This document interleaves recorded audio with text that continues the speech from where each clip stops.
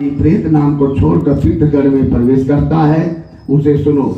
जिनका पिंड रुद्र स्वरूप पितामह आदि के पिंडों में नहीं मिला दिया जाता, उनको पुत्रों के द्वारा दिए गए अनेक प्रकार के दान प्राप्त नहीं होते हैं। सूतयस्तथा पुत्रो न शुध्यति कदाचन सूतम न निवर्तेत सपिंडीकरणं विना तस्मात् पुत्रेण कर्तव्यं सूतकान्ते सपिंडनं सूतकान्तं प्रवक्ष्यामि सर्वेषां च यथोचितं। ब्रह्मणमस्तु दशानेह क्षत्रियो द्वादशेहनि तेन शुध्यति दशाहेन सपीडास्तु शुध्यन्ति प्रेतसूतके त्रिरात्रेण सव्यात्वा शुध्यन्ति गोत्रजा चतुर्थे दशरात्रं निशा पुंसि पंचमे षष्ठे चतुरः प्रोक्तं सप्ते च दिनत्रयम् अष्टमे दिनमेकं तु नवमे प्रहरद्वयम् दशमे स्नानमात्रं हि मृतकं जन्म सूतकम्। उनका पुत्र भी सदा अशुद्ध रहता है, कभी शुद्ध नहीं होता, क्योंकि सपिंडीकरण के बिना सूतक की निवृत्ति समाप्ति नहीं होती। इसलिए पुत्र के द्वारा सूतक के अंत में सपिंडन किया जाना चाहिए। जैसे सपिंडन होता है, जो 3 पिंडी बनती है, 3 पिंडी में से एक पिंडी अलग होता है और 2 पिंडी अलग पिंडा पर आता है, तो वो 2 पिंडा एक पिंडा मिला करके जब तीनों पिंडा करके एक करते हैं, उसी को कहते हैं सपिंडन। मैं सभी भी सूतकांत सूतक समाप्ति का यथोचित काल कहूंगा। ब्राह्मण 10 दिन में शुद्ध जो होते हैं, ब्राह्मण 10 दिन में होते हैं, क्षत्रिय 12 दिन में होते हैं, वैसे 15 दिन में शुद्ध 1 मास में शुद्ध होता है। प्रेत संबंधी सूतक मृदा शौच में सपिंडी दास 10 दिन में शुद्ध होते हैं। सत्तुल्या कुल के लोग 3 रात में शुद्ध होते हैं और गोत्रजन स्नान मात्र से शुद्ध हो जाते हैं। 4ठी पीढ़ी तक के बांधव 10 रात में, 5वीं पीढ़ी के लोग 6 रात में, 6ठी पीढ़ी के 4 दिन में और 7वीं पीढ़ी के 3 दिन में, 8वीं पीढ़ी के 1 दिन में, 9वीं पीढ़ी के 2 पहर में तथा 10वीं पीढ़ी के लोग स्नान मात्र से मरणा शौच को जनान शौच से शुद्ध हो जाते हैं।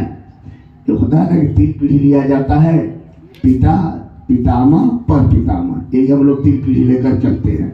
3 पीढ़ी के ऊपर जो होता है उन लोगों का उससे मतलब नहीं रहता है, 3 पीढ़ी ही चलती है।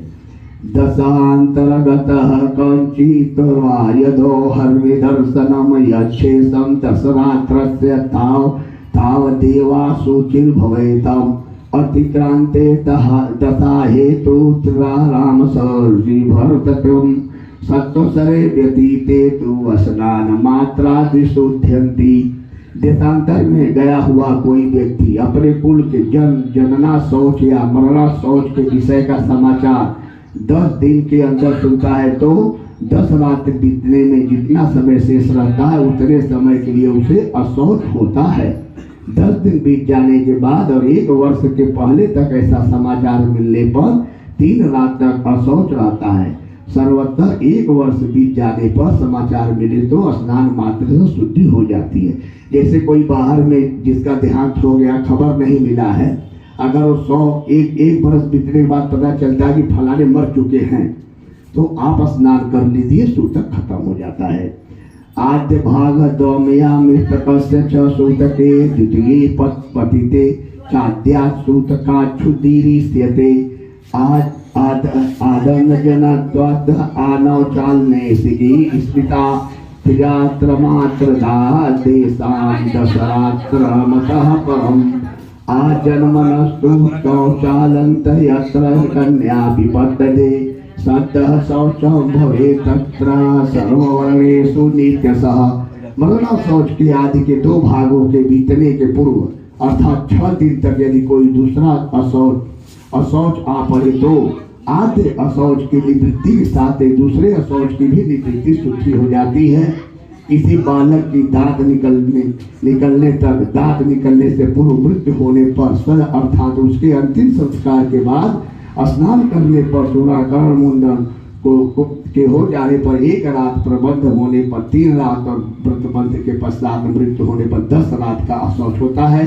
जब किसी भी वर्ण की कन्या की मृत्यु जन्म से पहले, जन्म से लेकर 27 मास की अवस्था तक हो जाए तो सभी वर्णों में समान रूप से सद असौच की निवृत्ति हो जाती है। ततो अज्ञान पर्यंतम यावदे काहमे वही अतः परम प्रवृद्धानाम त्रिरात्र निश्चयः वा प्रदाने कृते तवत्र यज्ञं चोभयत्रतहं पितु सर्वस्य च ततो दत्तानां भर्तुरेव हि खड़मास मध्यंतरे यावदं गर्भसात्रावो भवेदति तदा मासम मैषाता दिवसे सुधीरियसते। इसके बाद बागदान पर्यंत 1 दिन का शौच और 1 दिन का, और इसके बाद अथवा बिना बागदान के भी सयानी कन्याओं की मृत्यु होने पर 3 रात्रि का शौच होता है, यह निश्चित है। वागदान के अनंतर कन्या की मृत्यु होने पर पितृकुल और वर कुल दोनों को 3 दिन का तथा कन्यादान हो जाने पर केवल पति के ही कुल में यह शौच होता है। जैसे किसी की अगर कन्या का शादी हो चुका है, अगर उसका वो भ्रूणासन में मर गई है तो वो पिता को नहीं लगता है, वहां के रहने वाले को उसके ससुराल में ही वो शुद्ध लगता है। 6 मास के अंदर गर्भ स्वर हो जाने पर जितने माह का गर्भ होता है उतने ही दिनों में शुद्धि होती है।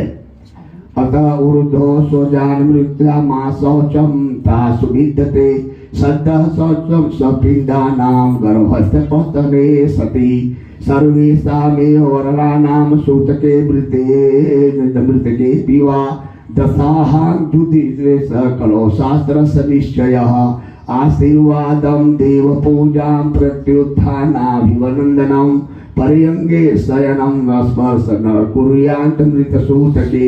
इसके बाद अथवा 6 माह के बाद गर्भस्राव हो तो उस स्त्री को अपनी जाति के अनुरूप अशौच होता है। गर्भपात होने पर सपिंडी का सद्य स्नानोत्तर शुद्धि हो जाती है। कलयुग में जनना शौच और मरणा शौच से सभी वर्णों की 10 दिन में शुद्धि हो जाती है, ऐसा शास्त्र का निर्णय है। मरणा शौच में आशीर्वाद, देव पूजा, प्रत्युत्थान, आगंतुक के स्वागतार उठना, अभिवादन, पलंग पर शयन अथवा किसी अन्य का स्पर्श नहीं करना चाहिए। जैसे किसी के यहाँ अगर मृत्यु हो गई है तो वहां पर अगर कोई अतिथि आ रहा है तो उसका स्वागत मत करिए कि आइए आप बैठिए या कुर्सी लीजिए, और किसी को प्रणाम नहीं करना चाहिए, उनको बैठाना नहीं चाहिए। वो अपने से बैठेंगे, अपने से चले जाएंगे। संध्याम दानम जपम होमम स्वाध्याय